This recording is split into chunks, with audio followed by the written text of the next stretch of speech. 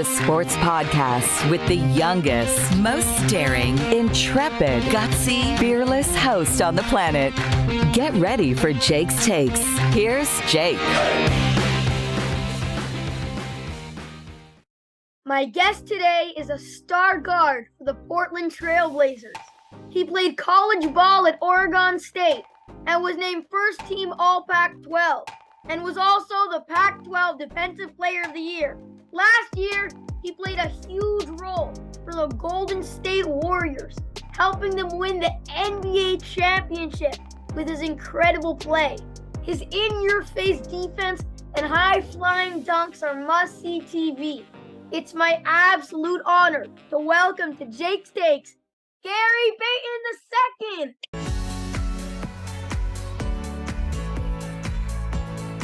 What's up, Gary? How you doing? What up, Jay? I appreciate you having me on. Thanks, bud. Gary, I'm so honored to have you on my show, and thank you so much for coming on. But I gotta thank two people. Gotta give a shout out. Firstly, your mom, Monique, for helping me get this. Thank you so much. Isn't she the best? She's so nice. Yeah, she's dope. Shout out, Mom. Shout out, Monique. And also, big thanks to Mary as well for helping me with this. Thanks a ton, Mary. Absolutely. Yeah, shout out, Mary. Oh, yeah. So, Gary, how you feeling? I read you had surgery. Is this true? Like, how you doing? Yeah, I'm good. Just cleaned up some stuff from, previous years. Make sure everything is good and taken care of. But, I'm getting better. Coming back pretty quick, so hopefully be ready around regular season. Gary, can you talk a little bit louder? It's hard to hear a little bit. Oh, I got you. Well, no, yeah. I'm feeling good. I had surgery just to clean up some stuff from my previous surgeries, but everything's good. Got the core taken care of, and rehabbing now, and just getting back ready to start training camp here soon. Oh wow, okay, that's pretty good. You're gonna be ready for training camp though? I probably won't be quite as ready game ready, but I'll be right there. So once regular season comes, I'll be right in the mix of things. Okay, Gary, you ready to talk some hoops? Let's do it. Let's get it. Okay, so I want to point something out that not everybody realizes about you. Mm-hmm. Everybody knows about your sick defense and how your steal to turnover ratio was like 2-1. Mm-hmm. But last year, you had a 68% effective field goal percentage. Usually you gotta be like a 7-foot center to do that who just dunks. And you're a guard doing that, not a relatively big guard. Just a guard. You play the point guard position perfectly. You distribute to offense, you shoot efficiently, you take the ball away more than you give it away. I mean, like, you got the highest effective field goal percentage in the NBA for non-centers, Gary. Did you know that? Yeah, I just seen that. One of my friends sent me that and told me. I said that was pretty cool to be a non-center and do the work that I can get done down there. It's pretty cool. Here's another thing about your game, Gary. You play to win. You don't take so many shots. You're not the flashiest, but you always do what's best for your team. Many teams didn't give you a shot. Wizards, idiots. What are you thinking? But this past year in Golden State, it just changed everything. I don't know what it was. Something clicked. And I actually had Coach Kerr on my show 2 weeks ago, and he was praising you. Ooh, like he was saying how valuable you were to the championship title. Like, what made this past year so different? This past year's with the Warriors is just we had so many pieces, that clicked, like you said, and everybody knew their role and understand and was willing to give their personal success up for a win. And I think you get a group of guys that give up and sacrifice their own personal success and things for the team. At the end of the season, you put yourself in a great position, to win, to play for a title. Did Coach Kerr give you that mindset? Because it sounded like Michael Jordan gave it to him. Yeah, I'm sure he had a good guy to talk to back in the day, about winning. But just over my career, going from prep school to Oregon State, I never had a team, full of high talented guys, but we all had guys that were just fighters and and just a bunch of dogs that just wanted to win and did whatever it takes to win. So that helped me come along. And then once I got to the Warriors, just everything just fell in place, and it made my job easier to let the big dogs do what they do, and me to fill in and make it easier for them. Come on, you are the big dog, Gary. No. I'm one of them. Oh, yeah. Can you tell me for a minute what it's like to play with Steph the Chef Curry? I mean, like, in practice, I'm sure you guarded him, probably hit the floor a couple times, make him let him know that you're a Payton. Defense is in your blood. Come on. Yeah, he's got 30. nothing on you, Gary. 30, it was interesting and, very valuable time, there with 30 and those guys, learning from them and guarding and picking from 30's brain and just watching him work and, in games and doing the things he does. It's just crazy. His gravitational pull on the court is crazy. And, with a guy like that, he makes a lot of jobs easier for other guys. And, he works so hard and, takes time, making his craft, as perfect as he can. And, all that shows, when he hits the floor. Do you think he's a better scorer than Durant? I mean, like. That's a tough question. They're both high volume scorers. But yeah, but still different. I think both of their points come in very different ways. Steph is a layup for Steph is like a 40-footer. If he's by himself, that's like a layup. And Kevin, he gets deep into his bag. He has a lot of different moves. He's very skilled.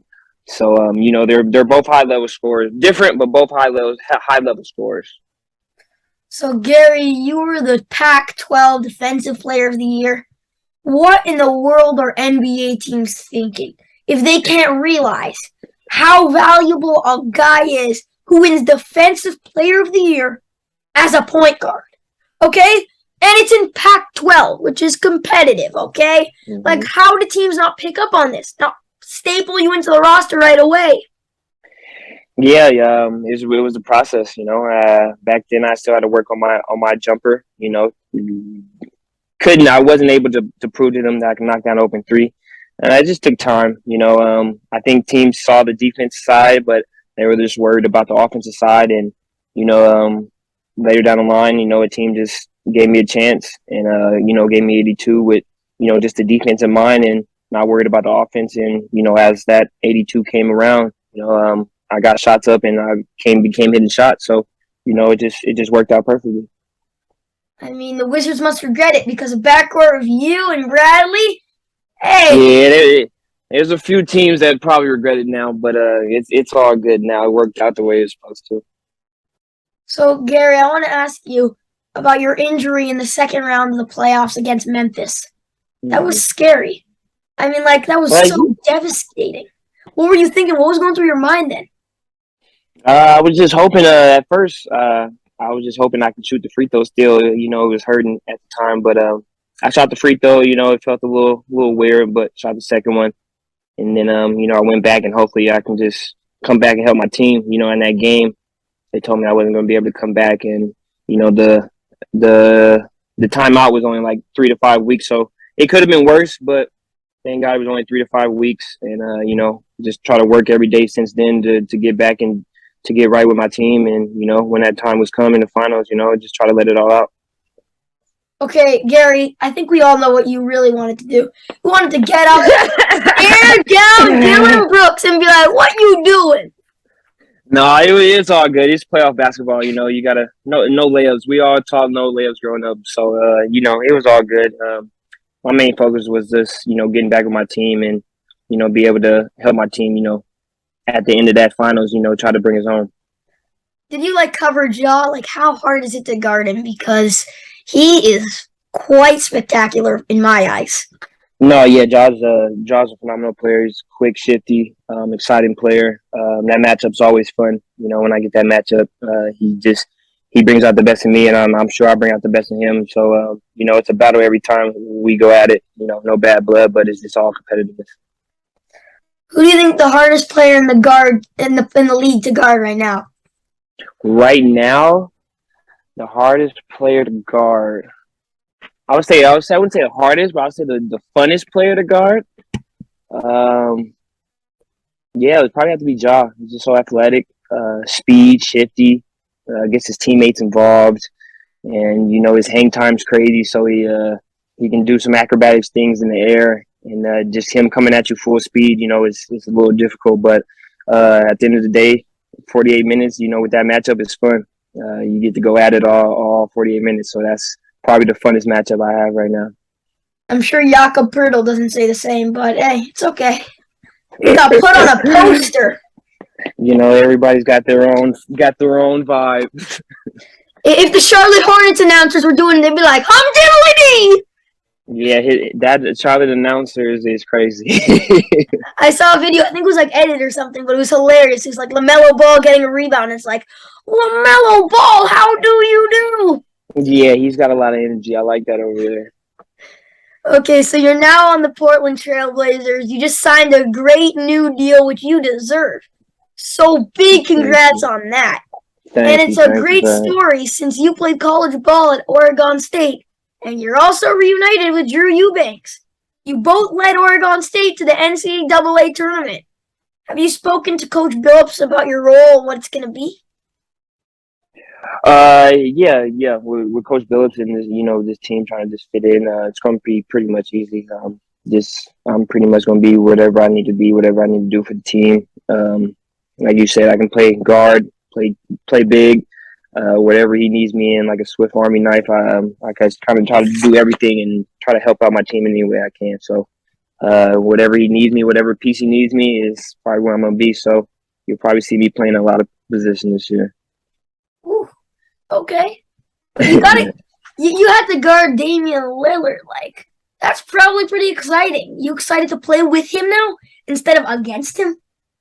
Yeah. I've been knowing Dame for a while now, even before I was in the league. So, to play with him is going to be great. Like you said, I've always been against him, been guarding him. So, to play with him and, just to learn from him and the other guys is going to be tremendous. Okay, Gary, I know you might not be so happy to answer this question, but tell me straight, 1 to 10. How brutal was that dunk contest? Come on. That was so tough. The dunk contest? Yeah. Oh yeah, the dunk contest is it. I don't think it's been the same since Vince Carter, in the 2000, I believe, in Oakland. I don't think it was the same after that. Zach and Aaron did a pretty good job on that one. That was a pretty exciting dunk contest, but it's just not the same. I don't think it has the same feel anymore. Well, what about Dwight? Come on, I actually had Dwight Howard on my show. And I told him he needs to bring back the cape. Bring back the Superman cape? Yeah. Yeah, Dwight, yeah. His run in the dunk contest was it was dope. He was different. He was creative with his, and I liked the way he did it though, for sure. No, but seriously, like that dunk contest was so bad. I was thinking about turning on golf. Okay, that's how desperate I was. Hey, golf is a good sport, Jake. Now you might have to get into that, because get into an early golf later down the line. It's a nice sport, peaceful sport. Would you ever consider going in the dunk contest? Because you got the creativity, you got the hops. Come on. I don't think it's for me. I don't have any tricks though, like the young guys do. I just put the ball in the hole. That's it. Probably strong, just probably with a lot of force, but I don't think the force is gonna get a lot of points. Last question, Gary, and I gotta ask you about Draymond Green. We all know what he's like in public, because my guy's got no filter. He says whatever he wants. Absolutely. But what's Draymond like behind the scenes? Is he a party animal? Is he a leader in the locker room? Or is he just a fraud and just a little shy kid in the corner? No, Draymond is the heart and soul of that team, that organization. Off the court, he's like a mentor, big brother. He's all that and more. Taking guys under his wing. Leading them, showing them how to play the right way. It's just who Draymond is. Draymond on the court, Draymond's loud. Broadcast, he's loud. It's all that. He's still himself, same self, but no cameras and everything. Draymond's a good dude, good humble dude. Great to be around. Funny dude. Draymond's funny, playful. Him and his son DJ, he's great with him, and it's just Draymond's just a phenomenal dude off the court. Gary, huge thank you for giving me this awesome opportunity to talk hoops with you. Man, it was special to talk to you. Did you enjoy your time with me today? Absolutely, Jake. I appreciate you having me on. If you need anything, help me getting anybody on, let me know, and I'm going to do my best to help get them on. Thank you so much.